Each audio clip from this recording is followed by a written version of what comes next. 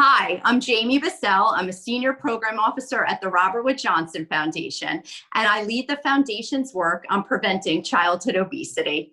Today, we're really excited to be releasing our second annual State of Childhood Obesity report, prioritizing children's health during the pandemic.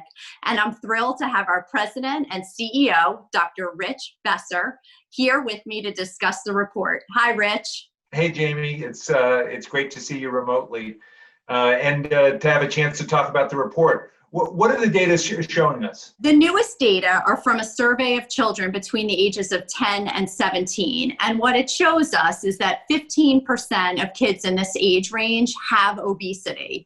That's a number that's remained pretty constant or consistent over the last couple of years. In addition, we continue to see stark and deep disparities across race and income.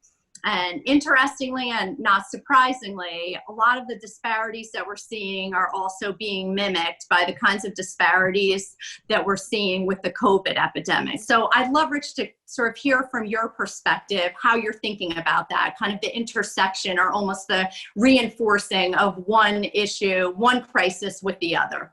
Yeah. What you're saying in terms of the obesity data in America and the disparities and what we've been seeing over time, it really resonates with what's taking place around COVID. Because while obesity hits every racial and ethnic group and every income group, it doesn't hit each group equally. And that's what we're seeing with COVID. And when you think about why that is, there are a number of different factors. Some have to do with exposure, but so much has to do with opportunities to make healthy choices.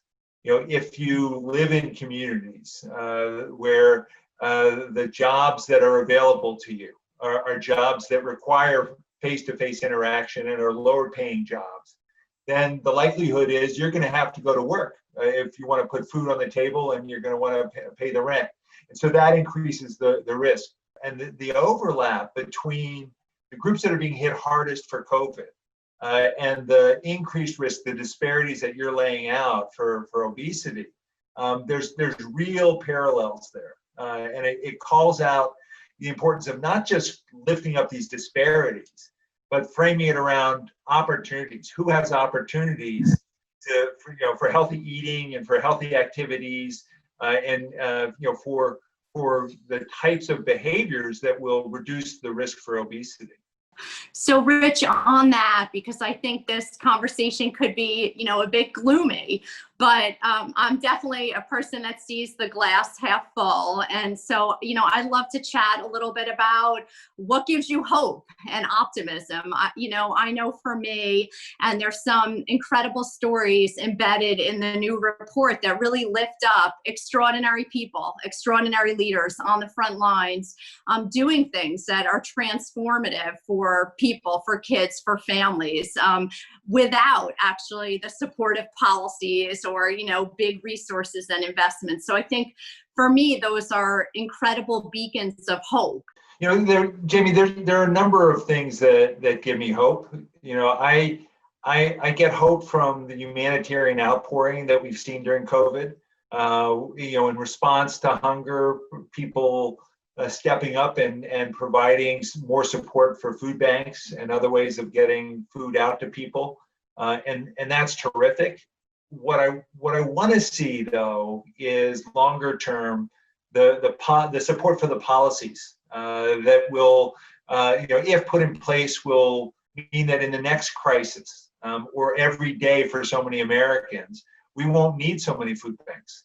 Because we will have jobs that pay a living wage, so people can buy healthy food, and we will break down the barriers that keep our communities so segregated, that prevent people from having opportunity. And I think that we are at a moment in our history where, because of this crisis, because of the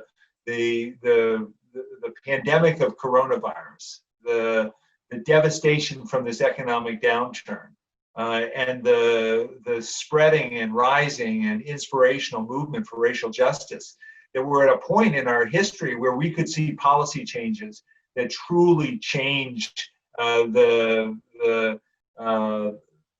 nature of our communities and make our communities really communities of opportunity and not communities that lead to the health consequences that we're talking about today.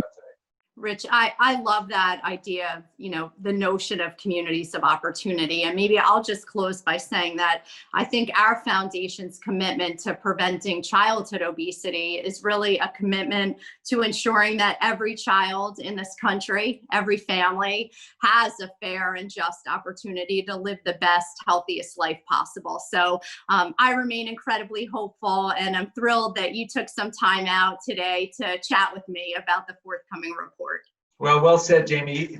Thanks for sharing all that you're doing around childhood obesity and around this report. And I hope you are well and stay well. Great talking to you.